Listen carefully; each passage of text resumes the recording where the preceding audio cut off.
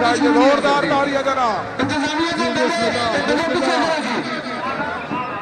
एक मिनट नारा रोक दो जी, नारा नहीं क्यों, एक मिनट नारा रोक दो। जब तक ये पंजाब पीछे ना हो उस वक्त तक नारा नहीं फेरना। पीछे हो जाओ जी, मेहरबानी करो, पूरा पर होगा फिर खत्म करो।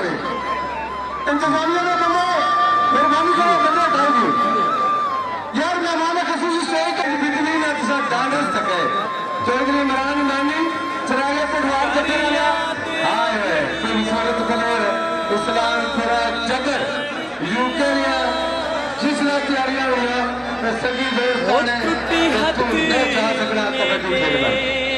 हाँ मेहरबानी बिजली गाना दो और कुछ लोग बिजली में डाल सके आंधी जफ्फे लगी सरदार नंबरदार ताराला हाजी अख्तर पट्टी कोशन देवी ना